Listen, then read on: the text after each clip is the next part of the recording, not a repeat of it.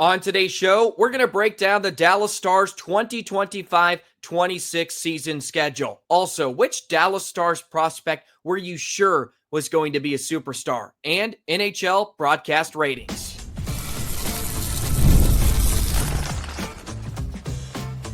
You're Locked On Stars, your daily podcast on the Dallas Stars.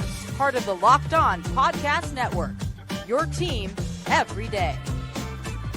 Howdy, Stars fans. I'm Joey Erickson, former producer of 105 Through the Fan. Please be sure to subscribe. We are free and available wherever you get your podcasts and on YouTube. And as always, thank you so much for making us a part of your day and making us your first listen. We are a little less than 3 months away from Dallas Stars hockey returning, and the 2025-26 season schedule is here. We're going to break it all down, give you some of the important dates upcoming for this season on today's episode of Locked On Stars, part of the Locked On Podcast Network, your team every single day. Also, I want to know which Dallas Stars prospect you were certain was going to become a superstar, become a franchise leader, become a face of the franchise, but it didn't quite work out. Some of the biggest prospect whiffs we're going to get into on today's show as well, and some NHL broadcast ratings. Find out where the Dallas Stars ranked this past season on Victory Plus, a jam-packed Monday edition for you of Locked On Stars that is brought to you by FanDuel. Right now, new FanDuel customers can get $150 in bonus bets if your first $5 bet wins. So let's jump into the 2025-26 regular season schedule that was announced last week, and it will open on Thursday, October 9th against the Winnipeg Jets at the Canada Life Center. The Stars will hold their home opener at American Airlines Center on Tuesday, October 14th versus the Minnesota Wild. So the Stars will open up the season with a couple of games against division foes. And I have to say, I don't know if there's another team in the NHL that has a tougher opening stretch than the Dallas Stars. And I haven't looked at all other 31 teams, but Stars have a pretty tough schedule to open up the month of October. So, of course, they have Winnipeg to open up the season on October 9th. Then they follow that with Colorado on the 11th. Then they're back home on Tuesday, October 14th, for their home opener against Minnesota. But then they have Vancouver, they have St. Louis, then they have Columbus, they have LA, they have Carolina,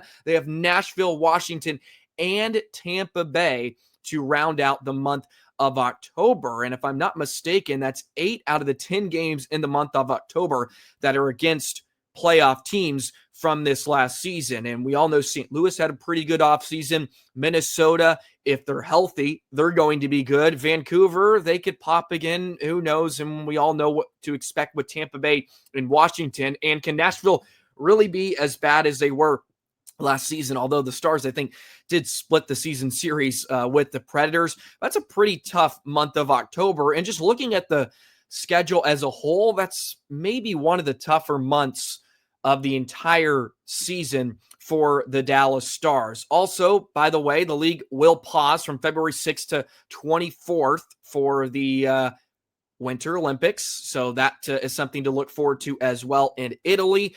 Dallas will host 31 opponents at the American Airlines Center as part of its 2025-26 home slate, featuring 13 games within the Central Division, 12 against the Pacific Division, and 16 versus Eastern Conference foes, with the majority of the games starting at 7 p.m. Central. The Stars will have 16 home weekend dates, including 4 on Fridays, 8 on Saturdays, and 8 on Sundays. March will be a home-heavy month for the Stars. I want to say it was pretty home-heavy this last year as well. They will play 8 times at the AAC, including a 6-game homestand March 6th through the 16th. On the flip side, Dallas will be on the road for 11 games in January, and the team's longest road trip of the season is 6 games from January 5th or January 6th to the 16th. And I wanted to get into some of the tougher road trips of the season. And it looks like this longest road trip is going to be the toughest, and mostly in terms of travel, maybe not in terms of opponents, although they kick off that road trip with a tough back-to-back against Carolina and Washington on January 6th and 7th. So they got the Hurricanes, and then you have the Capitals on the 6th and 7th. But then they have to travel all the way across the country to California for San Jose on Saturday. They get a day off in California, and then another back-to-back against LA and Anaheim on a Monday, Tuesday, and they finish off the 6-game road trip against Utah on the 16th. So that's going to be a long and brutal road trip for the Dallas Stars, starting on the East Coast, then going all the way to the West Coast, finishing off with LA, Anaheim, and Utah. That would be a bit of a tough one. Not the worst opponents by any stretch, although LA's a tough one. San Jose can always be funky, and we've seen that with the Dallas Stars over the last couple of years. But a really, really fun homestand in the month of March as well. You got Colorado, Chicago, Vegas, Edmonton, Detroit, Utah, all coming to town. That's from the 6th all the way to the 16th, the longest homestand of the season. So that will be an exciting one. Some other important dates, which are always fun. The Sabres will be the Dallas Stars' opponents on New Year's Eve. Those are always great. And the Stars will also be playing a New Year's Day game against Chicago, and it will be in Chicago. So that's a bit of a wonky one, having to play on New Year's Eve and New Year's Day. So a back-to-back, that's pretty tough. The Stars have a total of 12 sets of back-to-back games this season, which I don't think is the worst. I think there's a team that had 14. That may be Minnesota. Could be mistaken on that. There is a Thanksgiving game matchup or day after on November 28th with Utah coming to town as well. So those are some other important dates to be on the lookout for. But yeah, 12 sets of back-to-backs. They have 3 in the month of March. They have 3 in January. They have 3 in December, and just a couple in November, and then 1 in October. So the Stars, just looking at the schedule overall, doesn't look too daunting, but we all know once you get into January, February, it starts to get really funky that time of year. And when you include the Olympics now, you have to factor in there could be some guys that are going to be joining their respective countries for the Olympics. Thomas Harley, maybe Wyatt Johnston, who knows? Jason Robertson, Jake Ottinger, you have to think, is going to be pretty much a shoe-in. The Stars could have 5 on Finland alone with Rantanen, Hintz, you have Lindell, and you have Mira Heiskanen. I could be forgetting one there. My apologies to the Finnish Mafia, but they could have 4 right off the bat there competing for Finland. So the Stars probably will be pretty heavily represented. And then the schedule is going to bunch up a bit. But yeah, a really interesting schedule. Some fun road trips as well. There's one at the end of November before Thanksgiving. That will be a pretty tough one. It's that Western Canada stretch. They got Vancouver, Calgary, Edmonton, and Seattle. So that's going to be sort of the first benchmark of the season. We always talk about, once we get to November, where the Stars are, where any team is in the NHL in terms of their standings pre-Thanksgiving, because it's like 86% of the teams that are in a playoff position will stay there. So that first benchmark will kind of be met right after that game against Seattle on the 26th of November. It's kind of the pre-Thanksgiving break, and that's a decent road trip where we'll get a good look at where Dallas is heading into Thanksgiving. Some interesting Christmas Day stuff. Not a ton of games if you're going to be back in DFW for Christmas. For those of you that maybe come home to see some family. There is a game against Toronto on December 21st, which is a Sunday. Following Christmas, you got Saturday against Chicago, so that's not bad. And then, as I mentioned, they have the New Year's Eve game against Buffalo. So for those of you that are maybe returning to the Metroplex during the holiday season, those are some games you can schedule down. Some interesting road trips or some important ones to maybe look at as well that are sprinkled in there. I mentioned the one at the end of November. There's one sort of towards the end of March, just depending on where the Stars are in the standings, but they have an East Coast where they got the Islanders, Pittsburgh, Philly, and then Boston. There's a back-to-back in there as well. That will be really, really important. It looks like Dallas has a lot of their Central Division games a bit front-loaded this go-around. Last year, they played a lot of Central Division games late. It's pretty front loaded this season, although to begin April, they have Winnipeg, Colorado, Minnesota. 3 of their first 5 games are against Central Division opponents, but they play a lot of Central teams pretty early on in the schedule. So that's something to keep an eye out on as well. Stars need to, of course, rack up points and win some of those games. Those are very, very important, especially early on in the year when some teams are just figuring themselves out, and you don't want to get caught behind the 8 ball because you can turn a season upside down in a hurry. Look at what happened to Nashville this past season. But there you go. There's some important dates, some interesting stuff. If you're looking for home games, the Stars have 7 home games in November and December. That's the most of any other month. January, as we mentioned earlier, that's going to be the road heavy schedule, 11 games on the road in the month of January. So it's always fun to get the schedule. It's right around the corner now, Stars fans, just a couple of months away from Dallas Stars hockey returning. Alrighty, let's have some fun now. And this was stemmed from a article we're going to get to in The Athletic, but who were some prospects, some Dallas Stars draftees you were sure were just going to be amazing? We're going to be superstars, and they didn't quite pan out. I'll let you know some of mine in just a moment. Today's episode of Locked On Stars is brought to you by FanDuel. Summer sports are in full swing, and whether you're all about baseball under the lights, golf on the green, or high-stakes soccer action, FanDuel is the best way to make every game even more exciting. You're already following the action. Why not make it a little more thrilling? With FanDuel, you can get in on the game while your friends are getting sunburned at the beach. FanDuel has a way for you to track your favorite matchups. The app keeps it fresh with new daily promotions and fun ways to bet. It's easy to use, fast to pay out, and makes even regular season games feel like must-watch events. You're watching the Texas Rangers here this summer or in the Dog Days. Sprinkle a little money on the Rangers. Have some fun. Make it a bit more thrilling. And FanDuel is just the place for you. New to FanDuel? Well, there's no better time to join. New customers can bet $5 and get $150 in bonus bets if your first bet wins. Open the FanDuel app today or visit FanDuel.com to get started.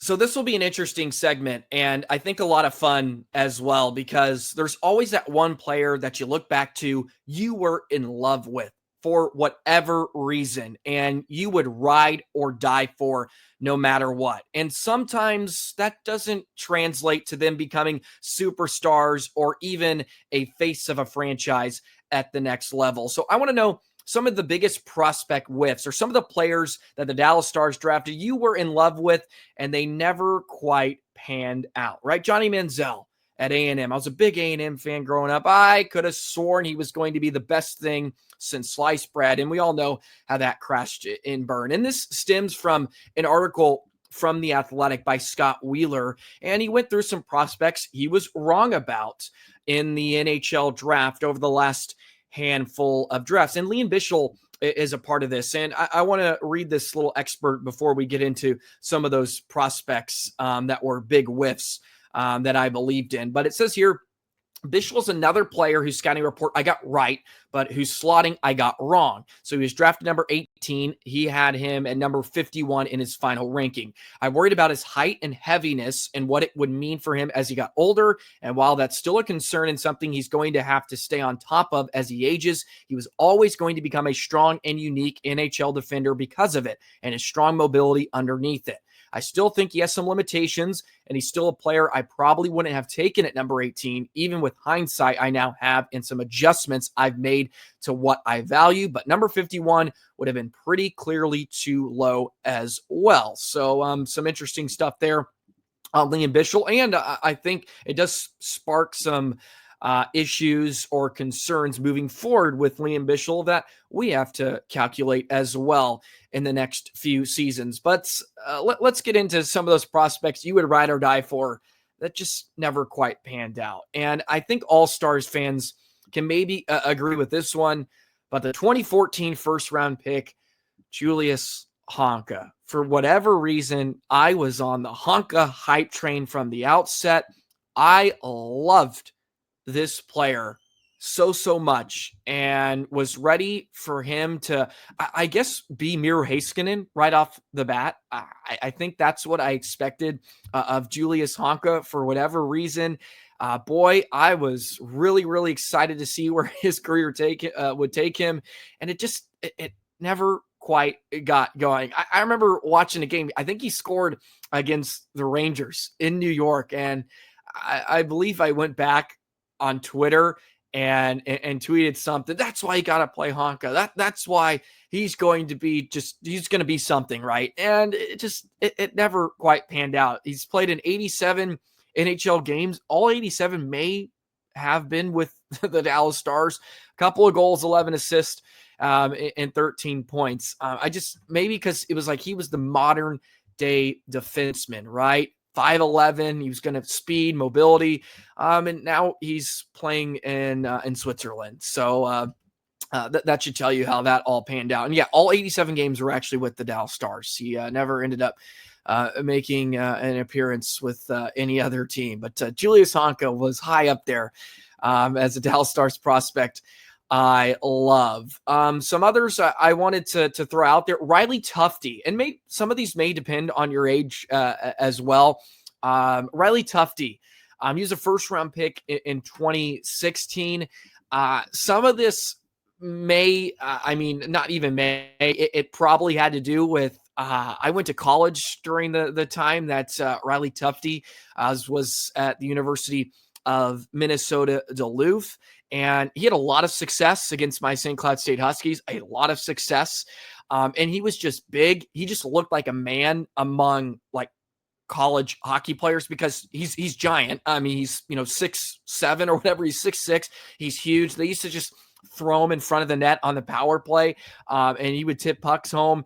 And I thought Tufte was going to have a really strong career. I remember hyping him up, and he had a cup of coffee in Dallas. He's having really good success in the AHL, which I'm happy for him. He had 42 points in 58 games this last year with Providence, back-to-back 20-goal campaigns in the AHL with Colorado and now Providence. So, all credit to him. I know he's got a young family going on right now too. All credit to him. He's carving himself out a nice career post-college, but maybe it's the size. I thought he was going to be a stalwart in the Dallas Stars lineup for years to come. So I'll throw Riley Tufte in there as another guy I would go to bat for. Another one that isn't a bust by any means, but I thought was going to have a bit bigger of a role in Dallas, and that was Alex Chiasson. For whatever reason, maybe it was just Dallas Stars media that I consumed, or just whatever content revolving around Chiasson that I thought he was going to be like a dude. And he's had a very good NHL career. Let's not try to spin it. 651 games. He's retired now.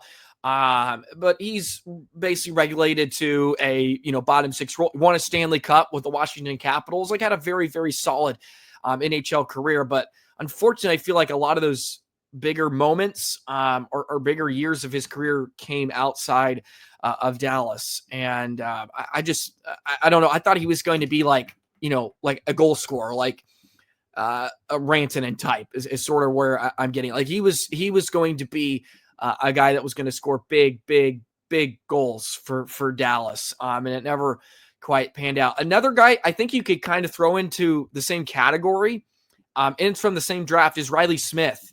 He was a guy, like, he never popped with Dallas, unfortunately, but he's going to, it looks like he's going to reach 1,000 NHL games in his career. He's won a Stanley Cup. Like, he's played with really good teams. And I think he was a guy, when he was with the Texas Stars, was coming up, like, okay, like, this is going to be the next guy. And he got a sniff, but it really never panned out in Dallas. His best years were actually away from the Stars, unfortunately. But what a career he's put together, over 500 points now in his career. As I said, 919 games played, so very close to hitting 1,000 games. Like, pretty remarkable stuff as well. But those are some names that really stuck out to me that the Dallas Stars drafted. I was for sure were going to become superstars. Some of you may say Val, although for the most part it was a hit. Still never really panned out in Dallas. Unfortunately, I'm curious if there's some older names like there's some first round picks. I have no idea who they are, or some even second round picks. But I was a lot younger, was not following the draft when I was 6 years old. So there are some players out there. Nico Sacchetti, I'm seeing here. Ivan Vishnevsky. He was a first round pick. There's some interesting ones in there that do not ring a bell at all. So maybe for some of the older Dallas Stars fans out there, there are some guys that you'll look back at and be like, oh, that was a guy that I was riding for that never quite panned out. But I think Honka right there is up there, and a lot of Stars fans can agree with that. I was for certain he was going to become a stud defenseman in the NHL, and never quite panned out. So I think it's always an interesting segment, and something interesting we could talk about today. I'm really intrigued to read the comment section as well. So please let me know some prospects out there, maybe not even Dallas Stars related, as well, that you thought were going to be some studs, and maybe they never even sniffed the NHL, or maybe some guys you were wrong about as well. But I will say, you look back at some of the older picks that the Stars made, like even Nick Camino, a couple years ago, he played a handful of games, had some decent stuff with Dallas. Like Dallas has gotten a lot out of some guys they picked, in 4th or 5th rounds, like Essa Lindell, of course. Jamie Benn is popular. Some really interesting stuff there as well. But alrighty, let's get into some NHL broadcast ratings. This was a fan vote, and the Stars, of course, made the switch over to Victory Plus, which I want to talk about a little bit, and show you and give you the results of this fan survey of some of the best broadcasts in the NHL this past season. We'll do that in just a moment.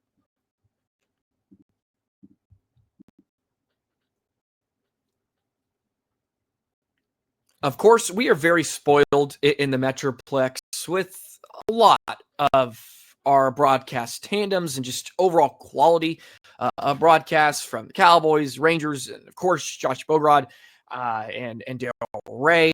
Like we are spoiled, and the Dallas Stars, for the most part, have always had a fantastic broadcast team. And this comes out every year from The Athletic as well, which is always fun. Shows some of the fan votes for NHL broadcast. And the Dallas Stars were ranked 3rd last year. This year, they came in at number 6 on Victory Plus. Their local score was 4.95, which was 3rd among teams. Their national score, 3.2, and that was 10th among other teams. And by the way, some fan bases were more involved in this vote than others, so it can skew some of them, but they made the sausage right. I'm not asking how so much, just kind of looking at the rankings. But it says here the results. The Stars broadcast is a perennial fixture near the top of these rankings. Ray is one of a kind superstar in the color chair with his exuberance, robust vocabulary, and exceptional knowledge of the game. He's the best in the business, describe one Stars fan. The incredible adjectives: lubricious, mortiferous, scrumptious, whatever you're going to call it. Some are $10 dictionary words, some are made up, but he delivers them with such panache that they sound perfectly natural. It says Bograd is a perfect compliment to Ray, with one respondent pointing out that he never gets enough credit for how great he is. I will co-sign that. It says Dallas crew also received a lot of compliments for its preparation and research on opposing teams. They always nail the pronunciation of opposing players and have fascinating stats and observations ready to go about the Stars' opponents. They're also fair and balanced, regularly complimenting the other team when they play well, and being unafraid to call out the Stars when they're struggling. I would co-sign that as well. But I did want to talk about Victory Plus as a whole as well, just since it kind of got lost in what we were doing, of course, throughout the season. But what a giant success Victory Plus was. this last season, and they had some issues. Don't get me wrong. There were some times I was tuning into games and my screen would just go black and the app would cause some malfunctions or cause some issues for me if I was backing out too quickly, and it was just a real mess at some points. I'm not a huge fan of the when you go back on demand and trying to fast forward and try to stop on certain points of the games, because it goes way too fast when you're trying to fast forward or rewind to find some areas of the games. But for an inaugural season on Victor, but I just think it was a home run. Of course, it was free for any Stars fan in Texas, sort of the surrounding areas to watch, which is a huge compliment to them as well. I think it was such a strong debut. And when we look back at everything from a bird's eye view, just like a really solid season on a network we really didn't know what to expect.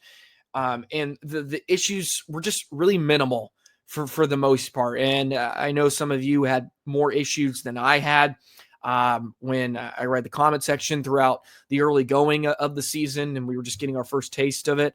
But I just think a really strong season. We need to give a big round of applause to Brad Alberts, some of the Stars front office, for making the leap and just sort of kicking butt on that thing as a whole. And it also helps when you have guys like Josh Boger and Dale Ray. It makes it like a seamless fit.